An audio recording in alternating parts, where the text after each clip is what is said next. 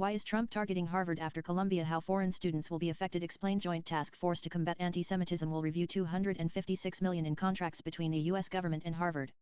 It is also reviewing $8.7 billion in multi-year grant commitments to Harvard and its affiliates. The Trump administration has threatened Harvard University and Princeton with federal funding cuts as part of the crackdown on anti-Semitism protesters on campuses. The government had earlier held negotiations with Columbia University to continue $400 million of funding to the Ivy League school after it agreed to a series of demands from the administration. The move has triggered concern over visa scrutiny and research opportunities for international students, particularly those from India.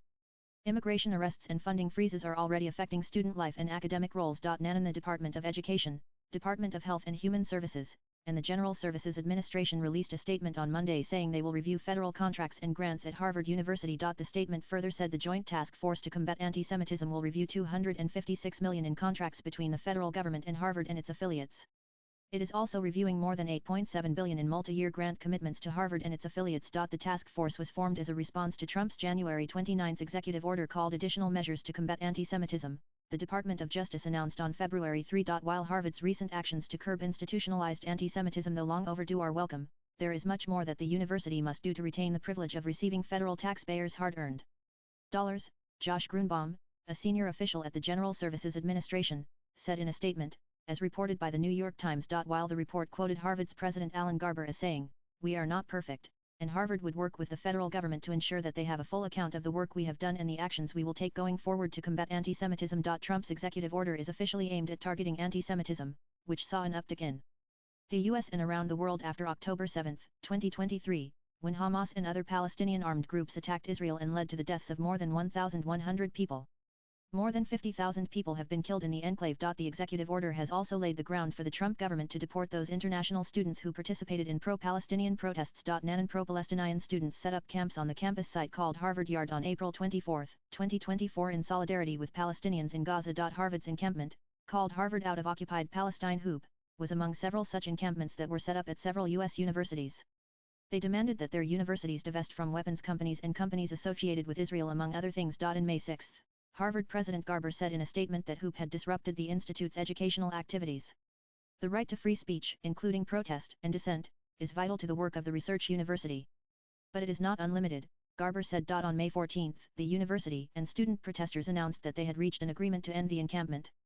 However, there were two differing statements, with the students saying Harvard had agreed to their demands and the university saying it had only opened itself to dialogue. In January 2024, much before the encampment happened, Garber set up two presidential task forces on campus, one dedicated to combat anti-Semitism and the other to combat bias against Muslims and Arabs. On March 29, 82 of Harvard Law School's 118 active professors signed a letter addressed to the student body, accusing the government of retribution against law firms and lawyers representing clients and causes that the Trump administration opposes, as per Al Jazeera. NANN after first encampment came up in Columbia on April 17, 2024, protesters at the university occupied Hamilton Hall, after which the university called the New York police to crack down on its student protesters. In February this year, the Trump administration revoked $400 million in federal funding to Columbia, citing a failure to protect Jewish students from anti-Semitic harassment. On March 8, the Immigration and Customs Enforcement ICE agents arrested Mahmoud Khalil, 29, a Columbia graduate who led the negotiations with the university during last year's campus protests. The U.S. government now seeks to deport Khalil, who held a green card when he was arrested and is currently detained in an ICE processing facility in Louisiana. On March 5, the U.S. State Department revoked the visa of Ranjani Srinivasan, an urban planning PhD candidate at Columbia University. 4 days later, Columbia unenrolled her.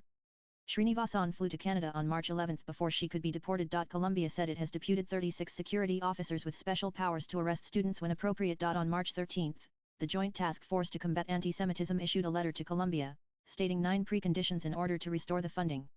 On March 18, the university listed new rules in a memo sent to the Trump administration, accepting the government's demands. NANN and Harvard President Garber said in a statement, "If this funding is stopped, it will halt life-saving research and imperil important scientific research and innovation." As per the New York Times report, it was not clear how the government had arrived at the figure of nearly $9 billion in grants for Harvard and its affiliates. But Garber indicated that it included money for hospitals affiliated with Harvard's medical school, like Mass General Brigham, the Dana-Farber Cancer Institute and Boston Children's Hospital. Lawrence H. Summers, the former Treasury Secretary and former Harvard president, said anti-Semitism had been a grave problem on the campus for a long time. Just because Donald Trump says something doesn't make it wrong, and Harvard has been way too slow in responding to the anti-Semitism, he told the New York Times. Scott Cooper, senior counsel at Fragomen, a US-based immigration law firm, told Business Standard that the bigger issue lies in how the absence of the Education Department would affect the flow of federal grant money. The Trump administration suspended $175 million in funding to the University of Pennsylvania, citing its transgender sports policies. A letter sent by the Department of Education to 60 institutions including Harvard warned of possible enforcement actions under Title VI of the Civil Rights Act. It referred to anti-Semitic eruptions on elite campuses that have disrupted student life over the past year. Princeton University said several federal agencies have frozen dozens of research grants. President Chris S. Gruber told Bloomberg News that the university is still seeking clarity on the rationale for the suspension. Princeton, which had a $33.4 billion endowment in 2024, received $455.8 million in government grants and contracts. The university said it has received suspension notices from agencies including the Department of Energy, NASA, and the Department of Defense. In the 202,324 academic year, there were over 331,000 Indian students in the U.S.